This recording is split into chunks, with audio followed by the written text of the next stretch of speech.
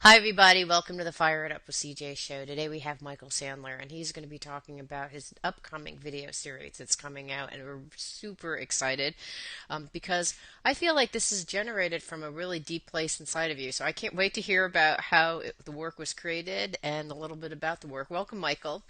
Oh, thanks so much for having me on the show, CJ. So tell us, what was the inspiration for this work? What was the seed that was planted and that has now birthed into these videos? I guess it was more like an egg that cracked. So it's something that's been coming if I look back on it, and I've been doing a lot of journaling and writing and plus filming for our mindful running training program lately. And I've been really looking at what birthed this and what was the inception of it. Hmm. And there have been so many pieces along the way ever since I started meditating as 12 or 13 years of age. And then there'd be another seed as I was doing visualization work and becoming a professional athlete. All along the way, there were these little pieces or clues or glimpses. I had a near-death accident 8 years ago, radically changed my life. And out of that, I really had to grow my awareness into my body and into the earth in order to be able to heal. That was a major stepping stone forward or piece that brought me toward mindful running and toward this program. But it was really about 13 months ago now that I had what I hope nobody ever experiences in their life. I had my second near-death accident. So it's always cliche when we ask somebody, well, if you had it to do over again, would you? And I go, oh my God, that is the most painful experience I Yeah. ever. And yet, it was the defining moment that both makes me who I am now and helps put every piece of my life, the puzzle of my life, brings clarity to it. Mm. So that if I catch myself, and I still do catch myself, oh, if only I had, Right. we all have that stuff. Hopefully we get it away, but or heal that. But I go, wow, you know, who I am now. In no,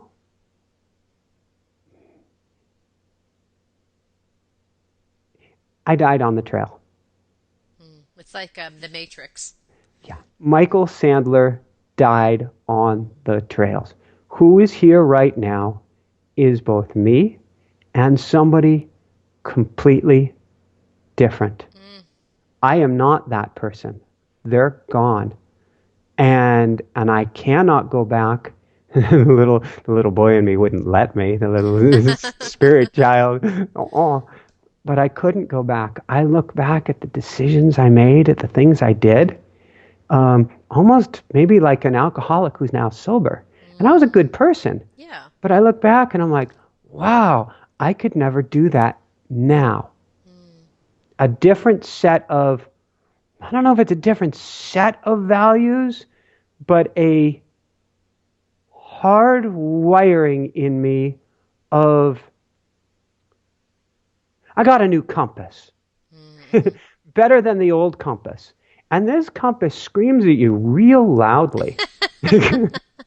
And then if that doesn't work, it might even go to electroshock therapy if you start to get off track too much. Okay, so how does that relate to your videos? So how did your videos manifest from this? We had started off by saying, well, what was the seeds that were planted? And it sounds like, it's these two accidents that kind of had you turn into Michael Sandler 3.0. Or whatever, I'm not sure. Or the new Michael Sandler Yeah. improved and new and improved Michael Sandler. So how does it The relate to the human videos? tuning fork. Exactly. So how do the videos relate?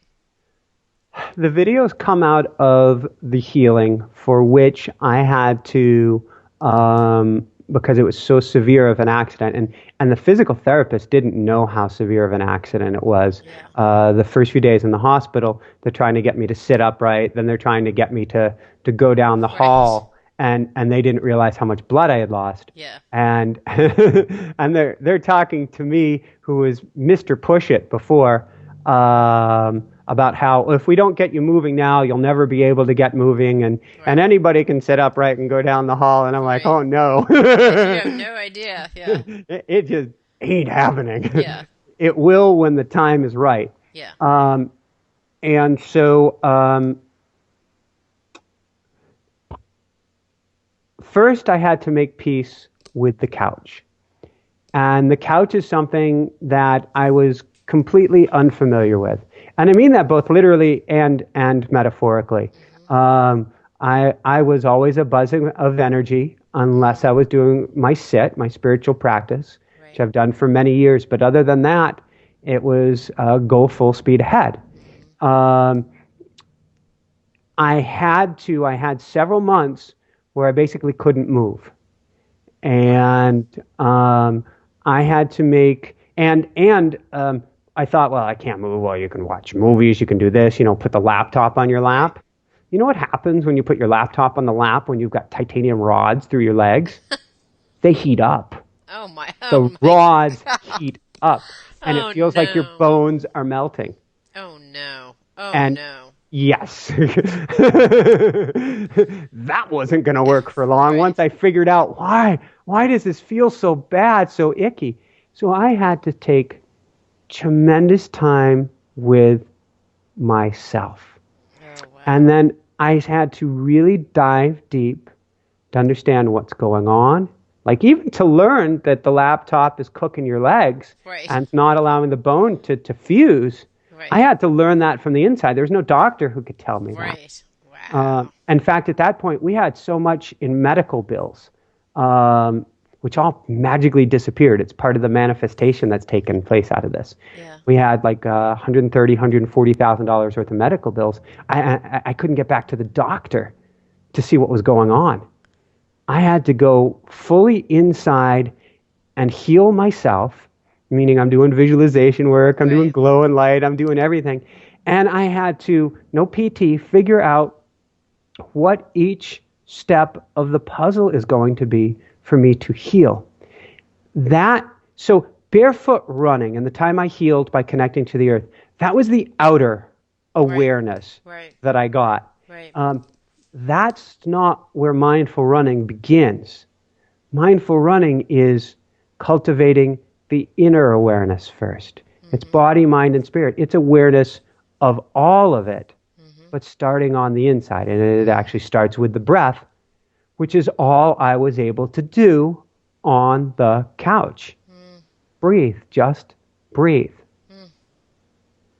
And it's out of it. We wrote a beautiful book called Breathe Love out of this healing experience. We figured that would be first. But then as doors open for you and other doors don't open quite as quickly, you if you're in tune and listening, if all antennas are up, Right. you get a very clear indication of what you're supposed to be doing. And we were, this past fall of all things, we make fermented foods. I have a pretty much raw diet. We eat very healthily. In fact, my wife had brought in a blender to the hospital, was blending green smoothies for me on day number 1. And this fall, she was making this amazing kombucha, fermented healing beverage. I like it. And it's good stuff. Yeah, it's And good. she's selling it at the farmer's market. And it was actually really painful for us to do. And we're like, why in the world are we selling this stuff at the farmer's market? And we're like, I have no idea. Just feel this is what we're supposed to be doing. And so Friday night, or even for her Thursday night through Saturday morning, we'd be in tears. Saturday morning, I'd have a full-blown meltdown because my body was still creaking along, trying to get going. And I've got to get up at 3 or 4 in the morning and try to help load the car. And I'm still rickety and really struggle to carry things. I'm crying, going, why are we doing this?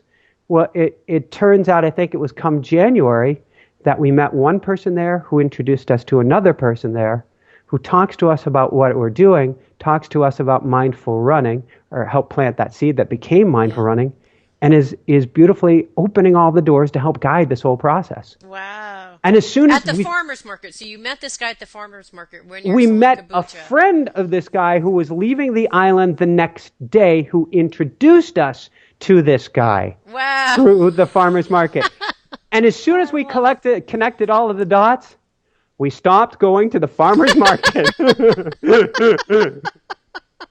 Okay, we're good. Okay, we're done.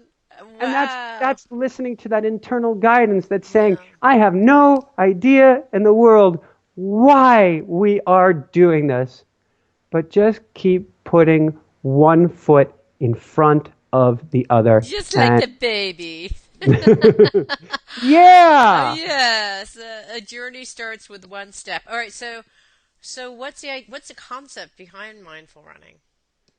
the concept is connecting body, mind, and spirit through awareness, through quieting the mind, and like that baby, one step at a time. So it is truly connecting meditation and movement. Hmm. And there are so many people that say, I don't have time today.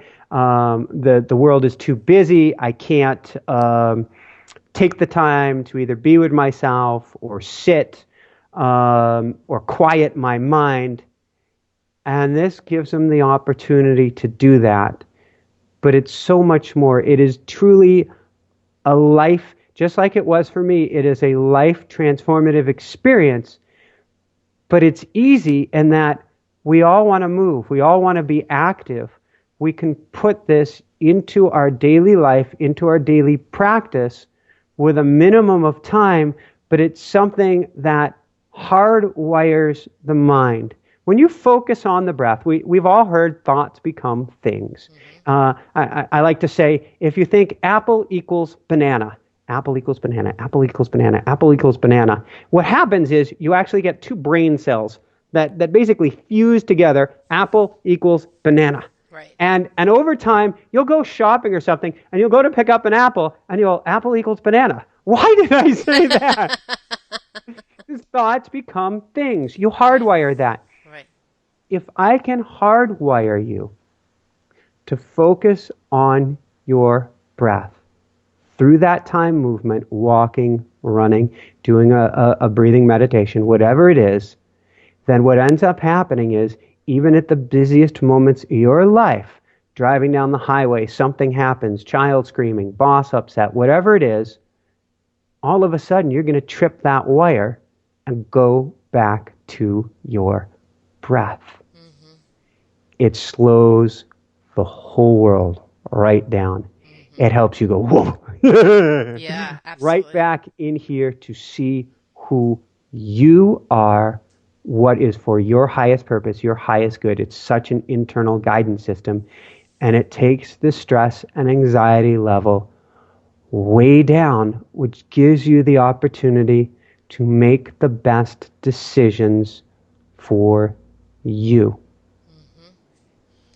Now, And when you're talking about this, I'm imagining my yoga class, where with yoga, it's all about that. It's you're practicing on the mat, so that once you get off the mat, you can actually continue breathing, being present, having yoga means the union of mind, body, and spirit. And so you're doing these incredible, you're hanging sideways, or you're trying to fly like an eagle with your foot in the back, and you're breathing, and you're yes, actually exerting effort, but at the same time the whole idea is to have effort and ease, so you're smiling peacefully as you're hanging upside down, that kind of I thing. like that. Yeah, so what does it mean with respect to running? How does one run mindfully? Ooh. Wow. Running at its, I don't know if I want to use the term purest. Running is like the ultimate mindfulness experience because our body evolved in a sense to be a running being. We had to go catch food or we Right. had to keep from being food. Right. When you are focused either on your breath or on putting one foot in front of the other, Hmm. and you're truly present in the moment, that you inherently, like hanging upside down in yoga, cannot be thinking about anything else. That's Hmm. why we call it one of our videos running into the now. Ah, okay. You can't help but be present. You can't be worrying about what's coming next. You can't be regretful about what just happened, or you will trip and fall. Right. Right. So instead, the act of movement draws you in to the present moment. Mm. And so if I can help you to anchor, anchor to the movement, become aware initially of the movement, and then train that and retrain that and expand your awareness and expand your awareness, then your runs become an incredible meditative experience.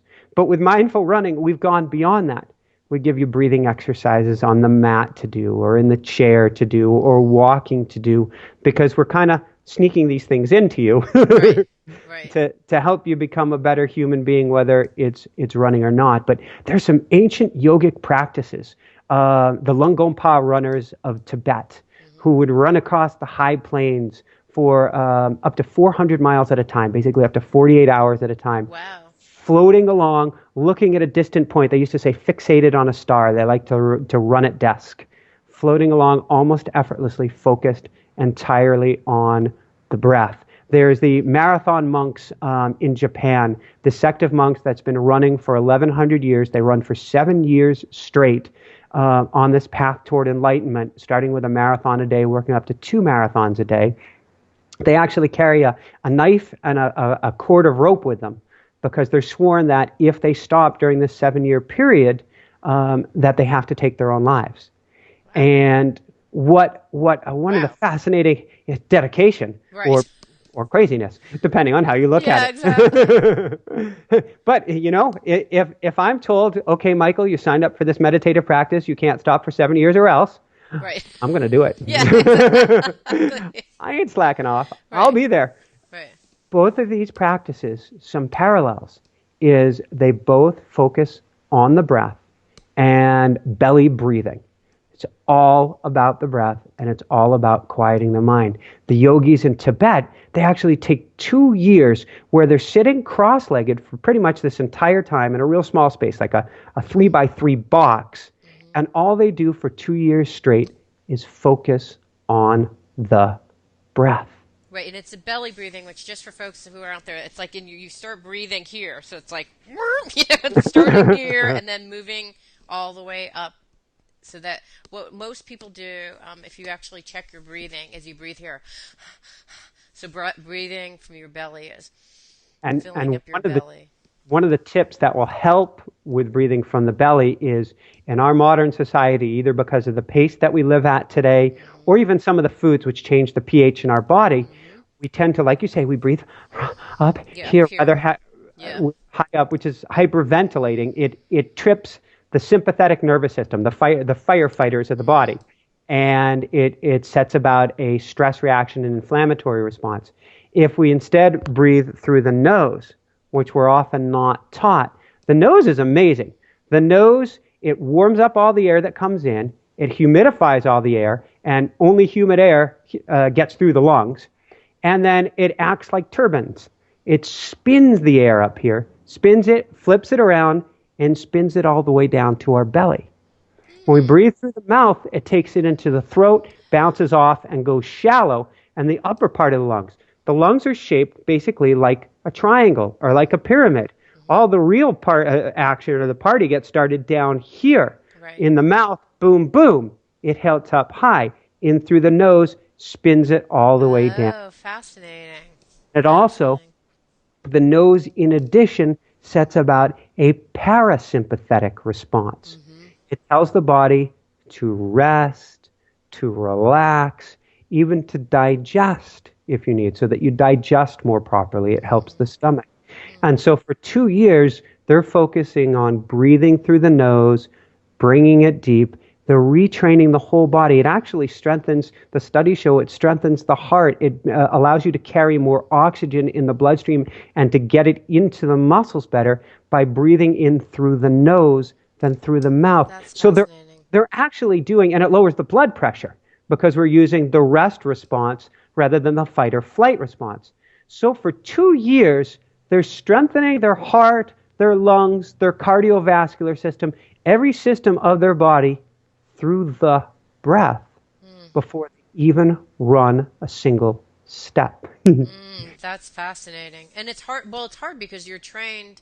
Actually, the funny thing is, babies breathe in this belly breathing way, and Thank you. then over time we lose that. I don't know where we lose that. How do we lose track of that? Well, and it's fascinating. With babies, they say they can't even start to breathe through their mouth for the first 3 months. And it's not until 6 months that they're really able to successfully breathe through the mouth. And usually that's caused by having an upper respiratory infection or an infection in the Yeah. nose, where they end up opening their mouths to breathe. So it starts around that point. But I think what happens is the fear and anxiety sets in at some point. We're kind of taught that, or it's gifted to us from our family and through Right. our society. Gifted. Okay. And when you're in a hurry, you don't have time to breathe deep. You've got to take a breath from here because I'm in a real hurry right now. So I've got to get this. Right. Whoa. Yeah. And learn how to breathe from here, which is the opposite way to think clearly. It's the opposite way of getting things done or to ground in that present moment, which is where not only the magic happens, but where we stop tripping over our own 2 feet, metaphorically and physically, so that we can get things done. And so later in life, we can manifest whatever it is we desire. Manifestation starts with the breath.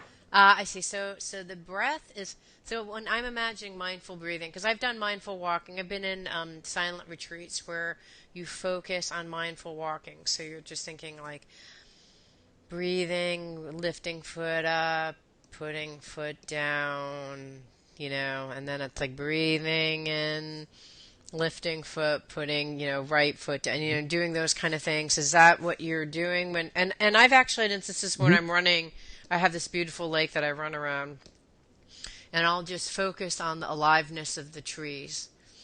Going breathing in and out and going like, wow, if you really focus, the trees are alive. Like not only are they moving in the wind, but I actually can feel the aliveness of the tree. So I've done that where there's a meditation where you look at the things around you and you're just present with what you see and really, really present. You're not thinking about anything but that. But I'm not thinking about my breath. I'm just visually, or sometimes I'm focusing on my breath. I mean, there's so many different ways of mindful running. Are you proposing all of them? Some of them? What have you found is effective for you? Oh, geez. And we have, in fact, Jessica's talk of having another product, 30 meditations in 30 days, because we've Yeah. counted the number of guided meditations we have in here. And it's approaching that. So we do have meditations where you're focused on a distant tree. We're actually sending love to that tree, connecting to that tree, having that tree help draw us forward. And by focusing on that tree and the life force of that tree, you're helping quiet the mind. We do have both walking and running when you're focusing on the breath and the steps. Where it may be different is we're working on slowing the breathing down. So it may Uh, be a breath for 2 steps, a breath for 4 steps, maybe even a breath for 8 or 9 or 10 steps wow. as we slow everything way down. We bring everything to a focal point and we help the body incredibly relax. What's amazing about this is when you slow the breathing really down, not only does the mind go incredibly quiet, you can't focus on anything but that breath. And when do I get to take the next breath? Right. At the same time, you build up your CO2 levels. It used to be in the old days that we thought CO2 bad, oxygen good, CO2 bad. Yeah. Turns out it's not that simple. Turns out CO2 is the marker for breathing and what releases oxygen to the muscles. The more CO2 we Oh. have in the bloodstream, the more it floods the cells with oxygen. And so the more we slow down the Wait, breathing, say that again. So the more CO2 we have in the it's bloodstreams, the more oxygen it brings to. Say that again. it's a vasodilator.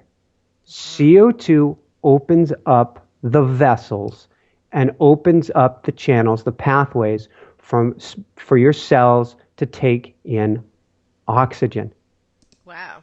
So So you we used to take in think, more oxygen, but ex- okay. And so where is the CO2 because you're, and then the because CO2 goes the exhale.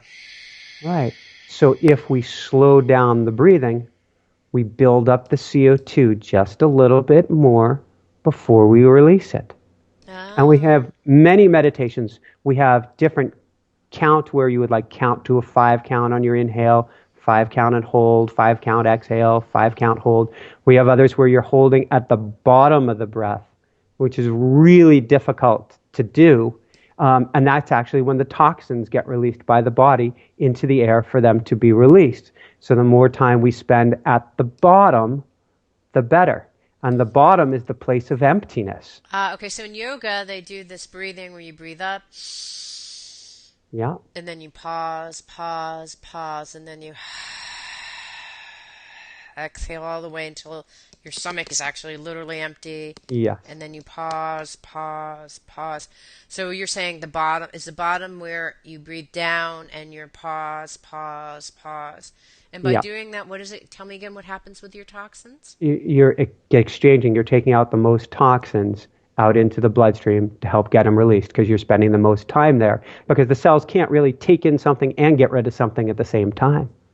So if we Ah, give them that opportunity, you're releasing the toxins, you're exhaling them back out. Additionally, it is the most quiet space. In that place of emptiness where there's no inhale going on, there's no exhale, there's nothing that you're able to draw in at that moment, the mind is its quietest. right. It's a With, gap. with training, it is truly, that's a beautiful way, and I Yeah. was thinking about that. It is the gap. And it's actually, it's a difficult, we have to do a lot of training to get to that place Hmm. because it is a difficult place to hang on to because of the fear and anxiety that we have tied into breathing. Yes, I know. Like you, Exactly, because when I've done that, I'm holding, holding, holding. You get that kind of thing, because it's like I thought I wasn't going to die. Because you're not going to. you're not going to die. You just took a breath. But it's that like that breath that comes in, and actually what I've talked to people who've done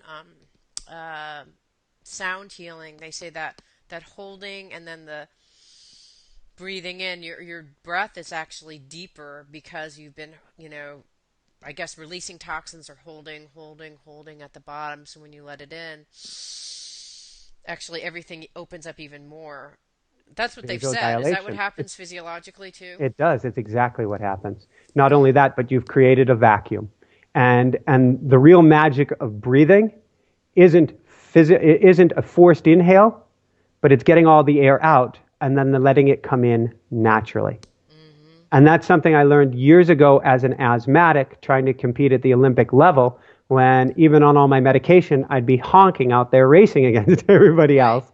Is I read a magical book at the time called Breath Play, Hmm. which talked about focusing on the exhalation to bring the air in. Because a vacuum, physics, we've all learned a vacuum will always be filled.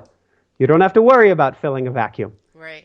Right. So, and that's what naturally happens. Right. But you need to empty it first for for it to be filled back up fully. You do, and that's where we have to overcome the fear. And Yes. it's so metaphorical or symbolic for life of letting go of that fear. So with your running meditation, much like the monks, do you suggest that we spend 2 years breathing or 2 weeks? I mean, what's possible? Actually, we in our program specifically, we have 6 to 8 weeks of different meditations you're going through. Some of them that you repeat every other day for a few weeks, then you graduate to the next one, then you graduate to the next one. But we're strengthening both your lungs, we're strengthening your awareness, we're we're anchoring you to your body because by the time we get to be an adult, we're no longer in our body. Right. We're in our job. Exactly. We're in our Right. taking care of the kids. But Right. we in no way are grounded to our bodies. So Right. I've got to anchor you and get you back connected again. And so there's work involved Right. because we've got to bring you back into your body. It's really improving body, mind, and soul by connecting, re-anchoring, connecting yourself. So all these different exercises, whether it is breathing meditations, whether it's visualization exercises, whether it's lung or diaphragm strengthening exercises, whether it's mental mastery exercises, where we're working on the amount of focus or brain strength that you have, or whether it's exercises which help you strengthen your mind and strengthen your focus by letting it all go. Because I say that there's two ways to get smarter. Right. One is to use your brain more if you have any resources left and available. Right. And the other way, because I think of the brain as a computer, we can upgrade the processor, we can put more chips in there, that's work. Right. The other thing that we can do is shut down some of the things that are open on our desktop. Right. Or delete programs. Yeah. Get those uninstall. Right. Uninstall. And that's not so easy. Right. And that's really where it takes training to learn how to quiet the mind or get some of that programming, those repetitive, I'm sure you're going there, the repetitive thoughts that keep coming up and keep coming up, get those out of there. And so we help you work on each piece. There are 5 different main groups. There's over 30 different meditations and exercises. Very cool. And it's day by day. You know, you go to your module for, I don't know, third week Wednesday. Okay, this is my third week. It's Wednesday. It's the 23rd. What am I doing today? Well, I'm starting with, I get out of bed and I've got a gratitude, quick gratitude meditation that I'm doing, and then a meditation for manifestation. So today is going to be the day I'm going to bring all that magic into my life. Great. Then I have later in the day before I go for my walk or my run, I have a pre-flight inspection. We're going to do a breathing meditation. We're going to check in the body, and we're going to say, flaps, how are they doing? Feet, how are they doing? Go through the whole body. And then for a warm-up, I might have a deep breathing exercise where you found, I'm sure, from breathing, all of a sudden you start sweating. Yeah. And it's just from focusing on the breath. Yes. Then you're ready to go. Then I have you do a run.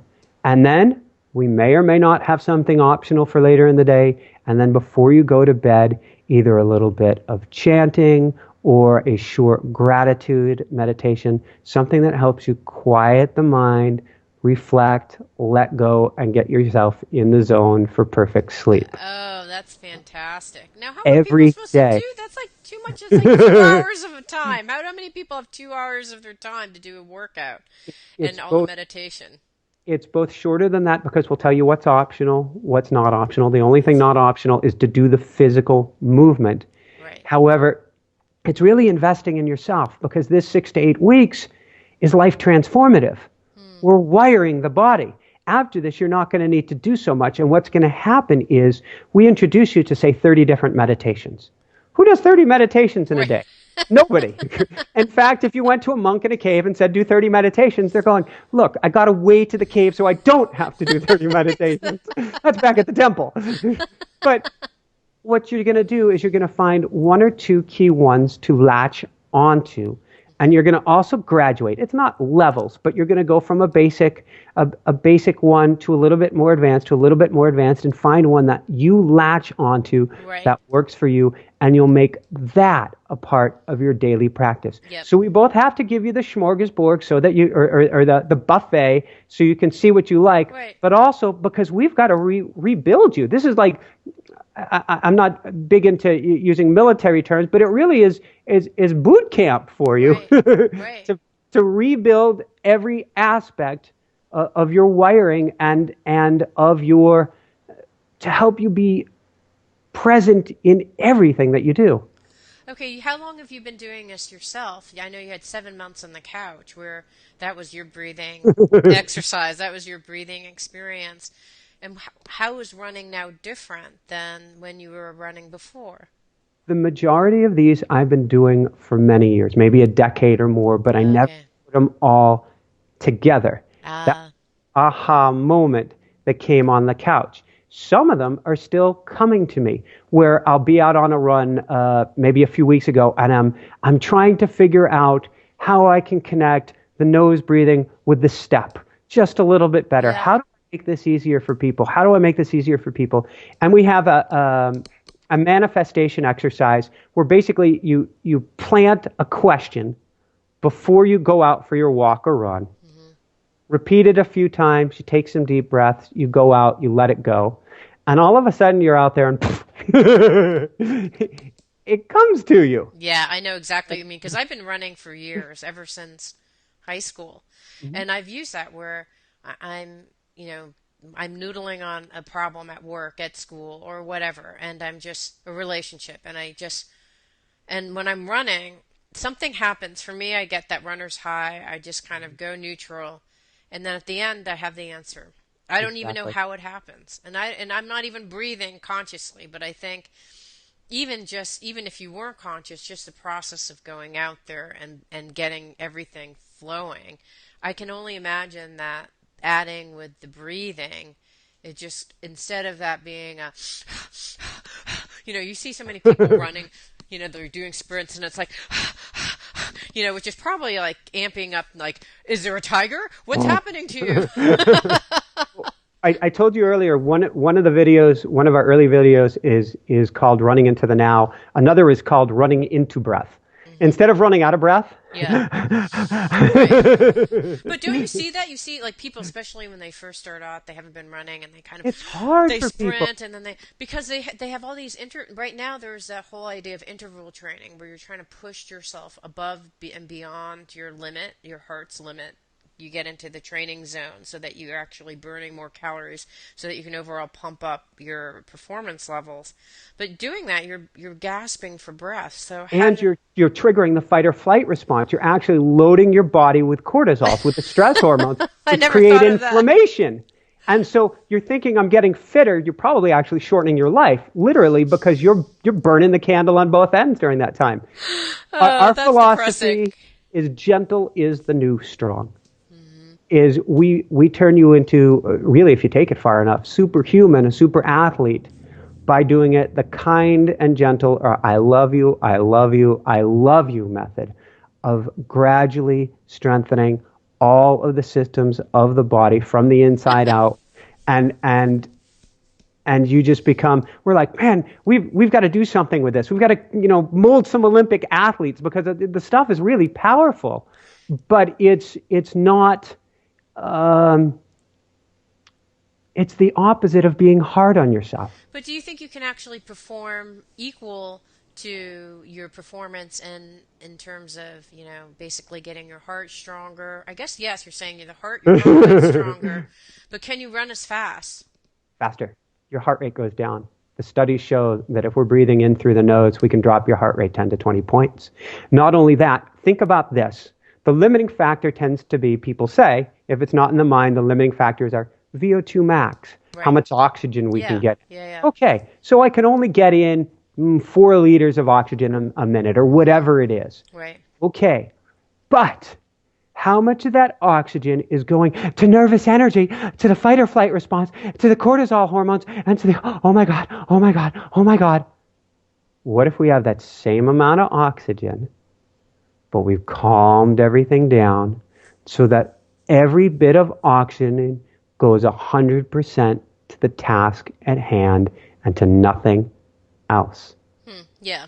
And I How actually much of your proved that. resources have I freed up? I've actually, because I do meditation too, I've wondered. Sometimes I'll be running on the treadmill and I'll find like I'm doing that kind of thing, and then I'll think I need to slow my breath down. And I actually have a heart rate monitor, so I'm monitoring my heart rate, and so I'll see like my heart rate's at 152, and I'm running, a certain speed on the treadmill, and then I'll slow my breathing down, and I can literally see the heart rate monitor go chunk, chunk, chunk, chunk, chunk down, and I can see my heart rate slowing, which I think is the thing that you're talking about, right? Because Exactly. even though I'm actually running in exactly probably the same way that I was running before, my heart rate is lowered. So my heart isn't being as So, taxed doing the same level of work so because I'm how, breathing. and that allows you, and the breath is a very powerful tool here. Then there are all sorts of other tools which we help people to dive into, to take it another step and even another step. When we get that heart rate down and down and down, what does that mean? It means you've got more reserves in the bank. You could raise up the speed or up the inclination and still not be going harder than you were going before. You just built this whole buffer zone for you. In Right. other words, your performance can dramatically improve just because you slowed your breath. It's a mind bender. I know. I have another blow your mind type of scenario. One time I was on the spinning bike, and of course I'm meditating while I'm spinning as well. So I'm Awesome. spinning on the bike, and I was like, "Wow, this is really hard." But and then for what I don't even know what happened, but I floated above myself, watching myself bike. I became Awesome. ungrounded. It wasn't though, because I was actually going faster because I couldn't feel it anymore. I was going Out of the faster, body. Gotcha. and my heart rate was still the same, but I was actually going faster. Like I could see, I was floating above my body, looking at the little meter on how many cycles per second, whatever that they have on a spin bicycle. I'm like, wow, I'm going way faster, but I don't feel any pain. And I could actually go faster. I was so out of my body. Do you think that that's a risk, though? That because I've often looked back on that experience and thought, good or bad? Because I was so out of my body that I may have actually, my body, if I were in my body, would have told me cues like, cut it out, you're hurting yourself. Do you think that there's a risk somehow if you're trying to run and do these other things? I think you would still have, this is my experience because this happened to me. Yeah, And it happened to me when I was doing that 5,000-mile bike ride across the yeah. country. I started doing interviews from about the second week forward, where I said, we had a very hard day today. Right. And the interviewer would be, wait a second, you just told me you were all alone out there. Yeah. I'm like, well, I was all alone. But there was the me pedaling the bicycle and the me cheering me on. Floating above you. And there Yes. was a big difference between the two. Yeah. And the one above is the infinite observer. You can do it. You Yeah. can do it. You know, Right. but I still had full sensory. I was a marionette. I still had those connections Right. that I knew. And that's something we train you is how to stay grounded into your body so that you always have that connection. Right. So I never felt that danger. It did allow me to do things that were pretty, at the time, suprahuman, above Right. human, more than I was capable of doing. Right. But I still did have the warning mechanisms in place. Now, I must say, back then, I did abuse it a bit. Yeah. I had to make it in 40 days. There are days where I was crying on the bicycle because I was in so much pain starting out because I had Keep on going. exactly, where I'm like, okay, I'm going to be up here. You have fun down there. Exactly. But The from person on the bike is like, I'm going to take you down a couple of years from now. exactly, oh God. And I don't have the most experience with this, but Yeah. from a shamanistic point of view or from a protect yourself point of view, there's probably a certain level of connectivity you either always want to have with your body or awareness, unless you're really experienced at floating out there and being safe. Right. I haven't personally had a challenge with that. Yeah. And I'm not saying that this program, I'm going to disassociate you that much. I'm actually trying to ground you. You will have experiences like Yeah. this. There's actually part of it is we're going to get you into the ability to trance run. And trance running is where, like the runners of Tibet, like a Tarahumara runner in Mexico, like some of the amazing Africans across the Sahara, the ancient African messengers or the Incan messengers, where you'll be able to go mile after mile after mile. You will feel the ground, you will feel the sensation, so you know what's going on, but there's no effort at all. You'll just have that experience of the touch, and we'll be able to get you and to link you to that state, which for an ultra athlete, an ultra endurance athlete, is absolutely amazing. But at no point have you cut the cord. Right. Yeah. No, I get it. So, Where you're like so playing with a remote. So after the 6 or 8 weeks, I mean, you've been doing this your whole life. What would you say are the benefits? It sounds like, some benefits to your heart rate, some benefits to your oxygen, you'll be calmer. What other kinds of things? So first off, people are going to come to this from different places. Some people are going to come to this because they're excited to try running again, and they've had a sore knee, sore back, whatever it is, and they weren't able to run before. But once we get them back into their body and learning how to work with the body rather than against the body, they're going to be able to run again. So that's a huge thing for many people Yeah. who fell in love with running and then had to stop. Right. So they'll be able to run again. Right. There are other people who practice yoga who want to do something that has more locomotion, more movement to it. Right. They want to go and have a walking or running yoga. And this will become a walking or running yoga practice for them. Cool. And they'll be able to take that with them. There are other people who are already walkers or runners who want to take their fitness to a new level or to achieve a goal. You know, I want to run a 10K, a marathon, whatever. They'll get that out of it. But these actually are, in a sense, I don't want to say they're secondary. They're huge. They're super important. Yeah. And we can't forget the healing aspect. Right. That by linking you, by anchoring you back in with your body, by giving you that awareness of body, mind, and soul, we're going to help you overcome or heal from serious challenges. Mm-hmm. Because now we're going to know what's going on. And there is a reason for almost anything that takes place in our body. Chances are we just can't hear it. Right. And so now you're going to be able to, so you're going to stand a better chance to heal. Mm-hmm. But on top of all that, I say this is a life transformative program, and that's in no small way, because we're rewiring everything. Yeah. We're rewiring and we're hardwiring. They say if you ask a neuroplastician, if you ask them about the hardwiring in our brain, once we hardwire something, it never goes away. So you learn how to ride a bicycle. And even if you haven't ridden a bike your whole adult life, 30, 40, 50 years later, you may be wobbly, but you're still going to be able to ride the bicycle. Right. Because your circuits have been built to actually remember that. It pulls it back from some whatever store in your brain. We're building circuits. Yeah. Yeah. Building circuits for a lifetime. So you will carry these tools with you. So you'll start to get anxious in a business meeting or at home or wherever. And all of a sudden, you'll have sunk back into the breath without realizing it. You'll have quieted the mind. All of a sudden, your focus is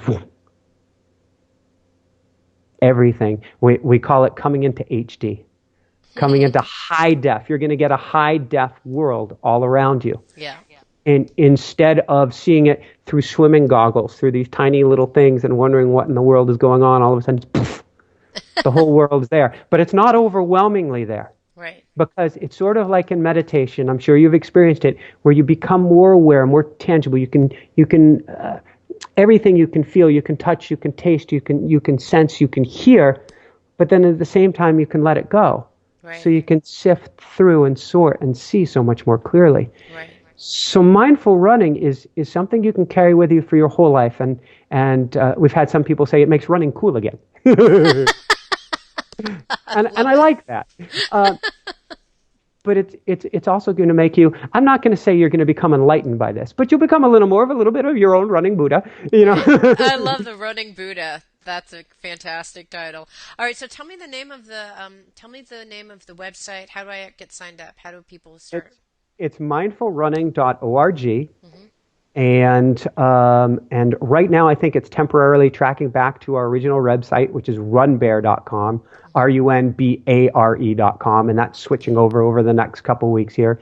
And it's the Mindful Running Training Program. We also have a Mindful Running site on our Facebook, or fan page on our Facebook page, which we just got started, so we're starting to populate that. Okay. If you go to mindfulrunning.org over the next few weeks, we're going to have some free videos for you coming up. Okay, good. We have running into the now, running into breath, and running into being. Oh, love it.